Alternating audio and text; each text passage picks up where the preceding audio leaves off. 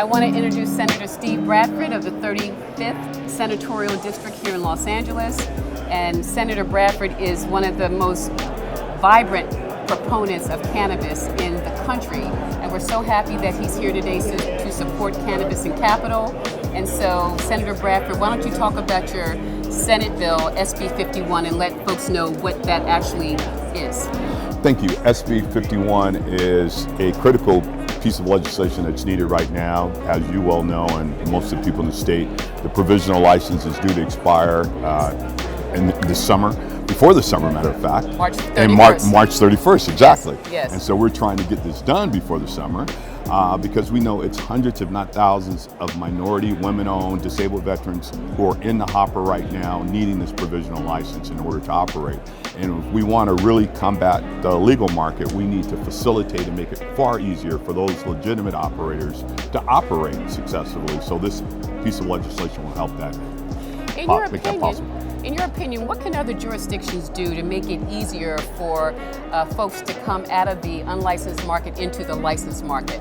Cities have to be far more receptive and open to cannabis. It's legal in the state of California, yes. So we have to get beyond this, image that it's some drug. It's a plant, and yes. It's a plant that has been advanced and cultivated, but it's a plant in its essence. A drug is something man-made, so we got to get past that stigma, and we have to get local elected officials to understand that, because they still have the mindset that it's a drug, and the only reason it's a Schedule I, it was placed there in the 30s to criminalize black and brown people. Exactly, so exactly. We need more education, I would say.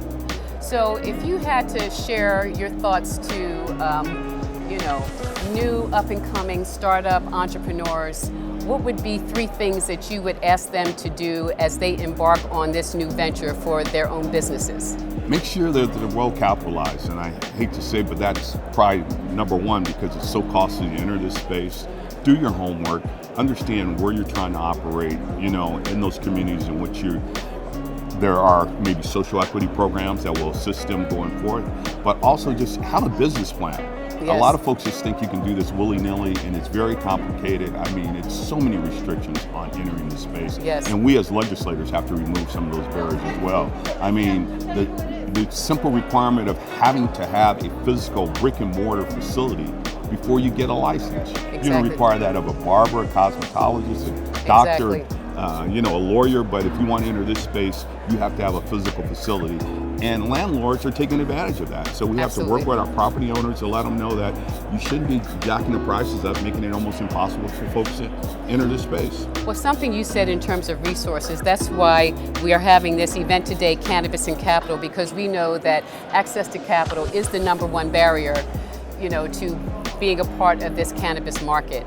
And so we really want folks to take advantage of the resources that my program, the DCR, has available, our pro bono and low bono legal services program, our grants program, $50,000 in rental assistance.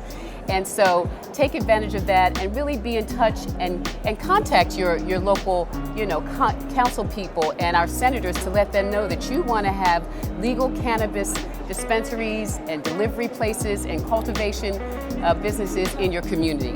Yeah, I mean, especially for the local elected officials, I have 7 cities that I represent. Of the 7 cities that I represent, only 2 have legalized cannabis. The other 5 are saying no, but as I've challenged all those elected officials, you have residents in your city using cannabis daily. Exactly. They're having it delivered to their homes, they're buying it outside your city, that's revenue that you're missing.